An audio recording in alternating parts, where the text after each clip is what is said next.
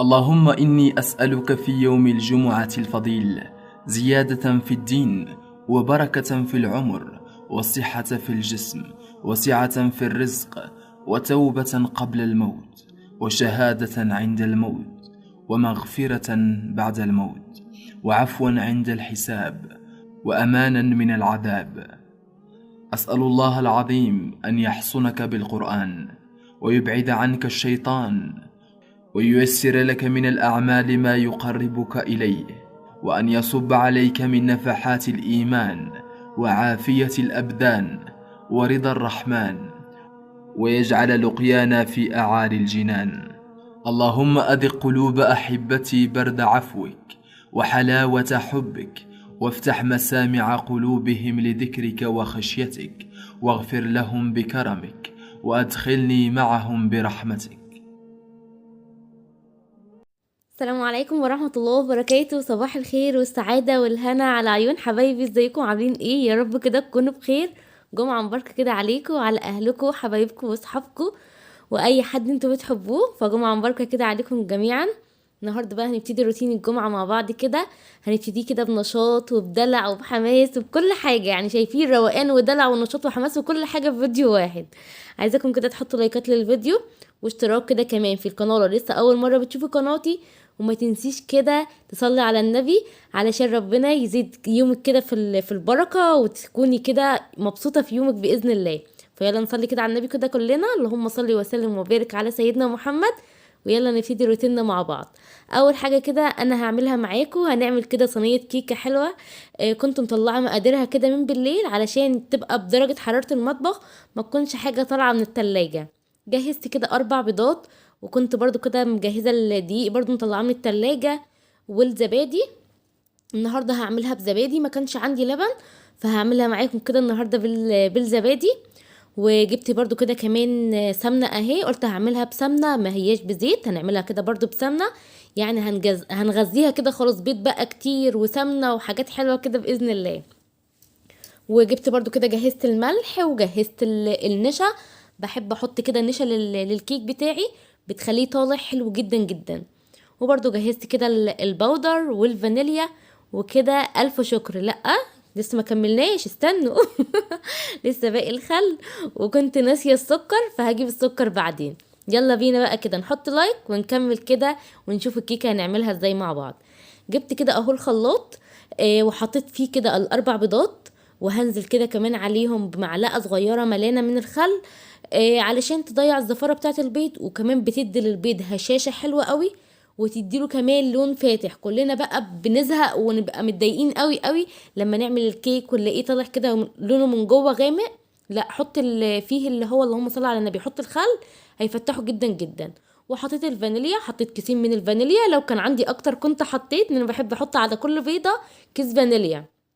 وحطيت عليهم كده كمان كوبايتين من الزبادي. الكوبايتين الزبادي ملولي مج كامل اللي هو بتاع الشاي ده، ملولي مج الكوبايتين الزبادي. وحطيت برضو كده سمنة، والسكر بقى طبعا على حسب رغبتك انتي، عايزة تكتري سكر عايزة تقللي سكر، ده يرجع لرأيك انتي ورغبتك انتي عايزة ايه. بس فحطيت كده بقى المكونات اهي معاكم، وهنضربها كده في الخلاط ضربة مبرحا. وبعدين كده جبت الدقيق، وجبت كده المصفى اللي هي السلك بتاعتي دي، عامله زي المنخل كده يعني. وهبتدي ان انا هعمل بقى اهو الدقيق، هنخله بقى كده بحيث ان لو في اي حاجه تطلع، وكمان عايزين ندخل الهواء كده جوه الدقيق نفسه. حطيت كده اهو المكونات اللي هي السايله كده كلها اللي ضربناها مع بعض في الخلاط، ورحت جايبه الدقيق بقى كده عليها اهو.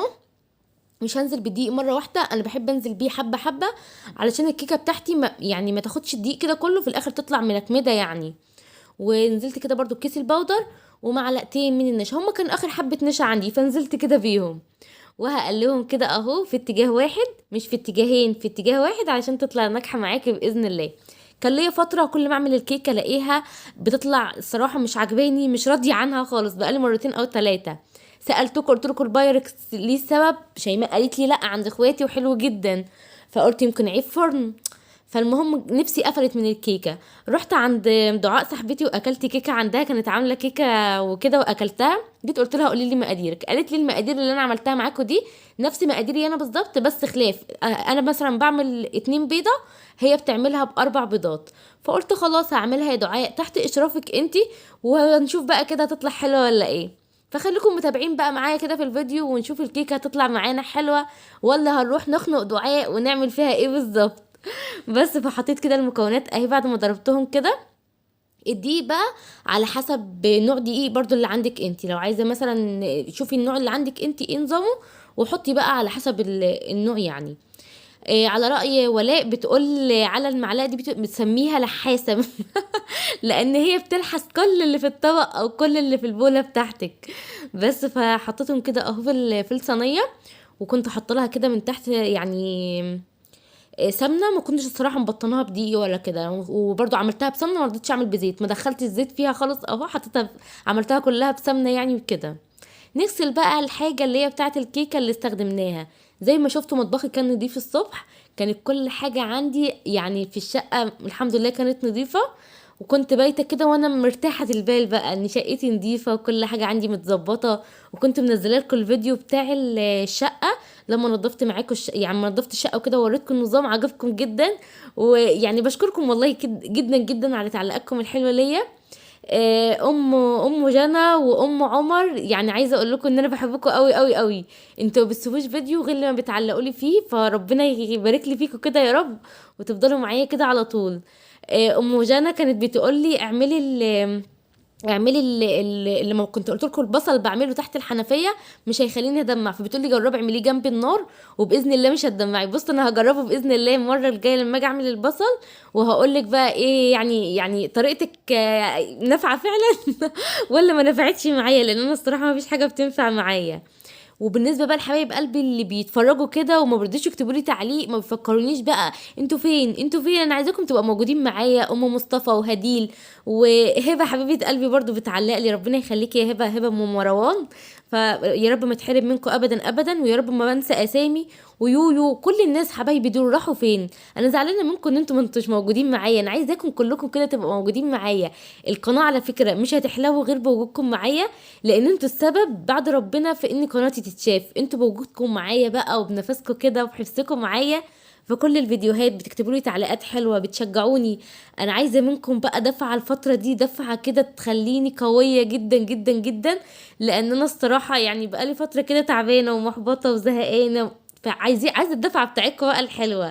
شجعوني بكلامكم الحلو، شجعوني كده بتحفيزكم ليا وبتشجيعكم ليا. انا بحبكم جدا جدا ونفسي والله هستمر معاكم، بس مش هستمر معاكم غير بوجودكم انتوا كده كمان معايا. فربنا يقويني ويقويكم كده يا رب، اللهم امين. زي ما شفت قمت الصبح الحمد لله يعني ظبطت كده فطار خفيف ظريف من غير بقى ما نعمل بقى اكل بقى دسم او نعمل اي حاجه تانية، فول وطعميه والكلام ده كله، لا قلنا نعمل كده كيك. كان احمد الصراحه عنده شغل يعني، فقلنا خلاص مش لازم بقى احنا ناكل بقى الاكل التاني ده، انا اعمل لهم كده صينيه كيكه نفطر بيها. فالحمد لله عملتها وسبتها بقى اهي في الفرن، وهنشوفها كمان شويه. دي المواعين اهي بعد ما اتغسلت، ودي كمان مواعين عندي كده كنت غسلاها من امبارح بس ما كنتش حطاها في مكانها يعني وكده. فهفضي كل ده معاكم ونحط كل حاجه في مكانها علشان تبقى كل حاجه عندنا في المطبخ كده نظيفه. وكمان انا خارجه النهارده، فعايزه لما اخرج واسيب شقتي ارجع من بره نفسي مفتوحه ان انا عايزه اروح شقتي. انما مثلا لما بكون الشقه مثلا سايبه فيها حاجه ما عملتهاش او كده وانا بره، عارفين بحس ان في حاجه في مغناطيس بيشدني لبره بيقول لي اوعى تروحي البيت، انت هتروحي هتلاقي عندك هم ما يتلم وكل حاجه هتلاقيها فوق دماغك. انما لما تكوني انت سايبه شقتك كده نظيفه ومظبطه ومرتبه، تحبي بقى ان انت تروحي كده تلاقي بقى شقتك حلوه، تقعدي بقى مرتاحه البال كده اهو. فانتوا حاولوا لو انتوا عندكم مثلا في يوم في الاسبوع مثلا بتروحوا فيه مثلا بيت اهلكم، زي انا كده يوم في الاسبوع بروح فيه بيت جد وكده، بحب ان انا قبل ما امشي اكون مظبطه شقتي اخر تظبيط يعني. فانتوا اعملوا زي كده، وباذن الله هنتعلم مع بعض وهنتشجع مع بعض باذن الله يا رب. ناسيه تحطي اللايك ليه بقى؟ قولي لي كده، ناسيه تحطي اللايك ليه؟ قاعده بتتفرجي على كل ده ولسه ما حطيتيش اللايك؟ والله ما يرضي حد، ما يرضيش حد خالص يلا حطي اللايك كده وكملي معايا الفيديو، كملي معايا روتيني، وباذن الله روتين النهارده هيعجبك جدا جدا، وعاملين اكله حلوه قوي قوي قوي هتشوفيها في اخر الفيديو باذن الله. اكله بقى شتويه حلوه تيتا دفتنا الصراحه بيها، فخليكم متابعين وشوفوها باذن الله. انا خلصت المطبخ وقلت كده هطلع اوريكم اوضه الاطفال. الاوضه مش ما فيهاش حاجه، انا هوريكم الدولاب. كنت مظبطاه من يوم الخميس بس ما وريتلكوش في الفيديو بتاع يوم الخميس، فقلت هوريهولكم بقى كده النهارده عشان الفيديو بتاع امبارح كان طويل. عامله بقى الدولاب كده ظبطته. اول ما قمت من النوم يوم الخميس مسكت شلت اللبس ده، مسحت الارفف مع اني كنت لسه منضفه تنظيفه الشتاء، بس الضرفه دي هي السبب. اللي انا كنت حاطه فيها لبس الخروج بتاع بناتي لقيته كده يعني مش عاجبني، واللي هو الجواكت بقى والحاجات دي يعني بصراحه مش مستلطفاها خالص. فرحت مطبقاهم وحطاهم في الرف اللي فوق، كل الحاجات اللي هي الهشه الكبيره دي حطيتها كده في الرف ده، ورحت بقى رصاهم كده فوق بعض لان هم واخدين حيز ومكان كبير قوي قوي. دي الحصاله بتاعت البنات اهي، انا حاطه لهم هنا في الدولاب علشان مش كل شويه يجيبوها ويقعدوا بقى يفتحوها ويلعبوا فيها وكده. وبطاطين برضو كده برضو حطها فوق ومظبطينها اخر تظبيط الحمد لله، بقت شكلها حلو. وهنا كده كمان الدولاب ده بتاع لنوده، انا عامله كل واحده فيهم جنب التوته وجنب اللنوده، ملكوش دعوه بالادويه دي خالص ولا اكنكم شايفينها، دي تبع الشغل بتاع احمد، فبيحطها هنا في الدولاب بيرفعها لفوق بحيث ان البنات ما يجوش عندها يعني. بس فمظبطه كده برضو الترنجات اهي، بحب احط البنطلون من جوه الترنج نفسه كل محتوياته جوه بعضها. رحنا بقى للكيكه بعد ما خرجت من الفرن، شايفين شكلها عامل ازاي؟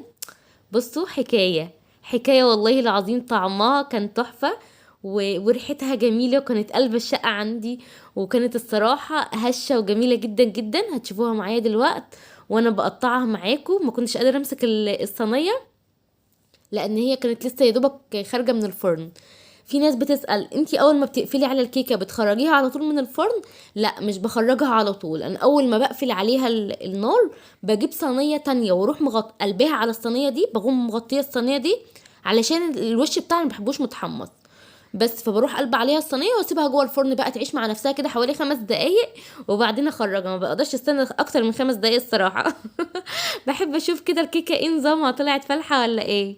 شايفين شكلها عامل ازاي وعاليه وهشه، وكان طعمها تحفه وفاتحه جدا من جوه اهي. شايفين شكلها حلو ازاي. المره دي بقى من وقت ما عملت الكيكه وانا نفسي اتفتحت على الكيكه، قلت لا لا لا لا ده انا اعملها على طول. شايفين شكلها حلو ازاي، مرتفع جدا ما شاء الله وهشه ولونها حلو قوي قوي. جربوها بقى بطريقه دعاء، دي مش طريقتي، هي طريقه دعاء، الاربع بيضات هي طريقه دعاء. هعمل برضو كده جنبها كوبايه نسكافيه، انا كل ده ما كنتش لسه فطرت ولا حاجه، هو ده كان فطاري. فقلت هعمل كده كوبايه نسكافيه. كنت هفطر الصراحه انا وتوته، مش لانه ده كانت مش موجوده معانا، وكان احمد برضو زي ما قلت لكم مشي راح شغله، فعملت له سندوتشات كده اكلها الصبح. واحنا بقى قلنا نعمل كده صينيه الكيكه، وهم بقى لما يرجعوا يبقى ياكلوا بقى من الكيكه اللي احنا عاملينها دي، بس احنا ناكلها وهي لسه بقى بنارها كده اهو وطالعه بنارها من الفرن. بس هعمل النسكافيه ده النسكافيه اللي هو موكا اللي كنت جايباه معاكم قبل كده. انا مش بحب اعمل الكيس على مج واحد، بحب ان انا اقسمه على مجين علشان بحس ان هو تقيل قوي قوي معايا. ما جربتوش الصراحه ان انا اعمله يعني بكيس يعني الكيس في مج واحد، بس كنت مجربه اللي هو الكوفي ميكس ما عجبنيش في يعني كيس واحد. ما علينا مش مشكله. انا ركنت دلوقتي الفطار بتاعي اهو، وقلت هعمل كده طبق من الكيكه اللي انا عاملاها دي. يعني انتوا عملتوا كيكه ودقتوا حاجه حلوه لازم تدوقوها حبايبكم برضو. فانا دلوقتي هدوق بقى ماما معايا، ماما بقى وبابا واخواتي وكده يعني. بس فعملت لهم بقى الكيك اهو، هحط لهم كده في الطبق وهطلع اوديه لماما، وبعدين بقى نرجع نفطر مع بعض ونكمل روتيننا ونشوف هنعمل ايه. انا طلعت لهم كده خلاص الكيكه ونزلت، شايفين عصر السرعه. وحطيت الصينيه اهي في الفرن بقى عندي، وبرده بغطيها علشان ما تنشفش معايا. هطلع بقى دلوقتي معاكم على بره، هوريكم كده برضو انا مظبطه ازاي الاوضه ومخلصه كل حاجه. شايفين كنت طالعه على بره، قلت لا مش هينفع لازم اوري حبايبي انا مظبطه الاوضه ازاي. اول ما قمت هاتك بقى يا تنظيف في الاوضه وظبطتها، وفرشت كده السرير عليه المفرش كده اللي هو اسمه ايه اللحاف. توته بتقول لكم حطوا لايك اهي، هي اللي كانت بقى مأنساني ومشرفاني ومصدعاني. وانا هاخد بقى كده فطاري واطلع بقى اقعد بقى في الانتريه، فاتحه كده الشباك بتاع اوضه الاطفال، مدخلي كده ضي حلو وضوء حلو، ومدخلي كده كمان نسمه هوا كده جميله. وهقعد بقى افطر كده في روقان وهدوء، ما عنديش حاجه تانية تتعمل، شقتي نظيفه الحمد لله. بصوا دوسوا على نفسكم يوم في الاسبوع هترتاحوا الاسبوع اللي بعده باذن الله. فانت اعملي كده هترتاحي جدا جدا. على راي ام عمر بتقول لي انا فعلا بتعب يوم بس برتاح بقى بعد كده لما بشوف بقى شقتي نظيفه وكده، بحس ان التعب راح. كلامك صح جدا جدا. شايفين توته لما بيعجبها الحاجه بتعمل ايه؟ بتقعد تعمل بايديها كده اهو زي لايك، يعني ان اكلك كده يا ماما. ربنا يحميها لي ويخليها لي يا رب ويهديها يا رب، اللهم امين. ويرزق كل مشتاق بالذريه الصالحه كده يا رب. كده خلاص انا هفطر. وبعدين نعمل ايه؟ نولع البخور. نسينا نولع البخور، ينفع كده؟ طيب ما ينفعش. نولع البخور ونخلي كده يومنا حلو كده بروايح البخور الحلوه الجميله. فانا الصراحه النهارده كنت مكسره ان انا اولع فحم على البوتاجاز، فقلت خلاص انا هعمل بخور على اللي هو البخور العيدان ده. وشايفين الفكره دي تحفه، جربوها عندكم هتعجبكم جدا جدا جدا. ان انت تحطي البخور كده في مج مثلا شيك عندك كده انت بتحبيه، وحطي بقى في المج ده ملح رمل. انا قلت الرمل الصراحه هجيبه بقى من الشارع ومنين ولا فين، قلت لا هو الملح هيدي نفس النتيجه يعني، وفعلا عطى نفس النتيجه وحلو جدا جدا ومش بيقع ولا حاجه.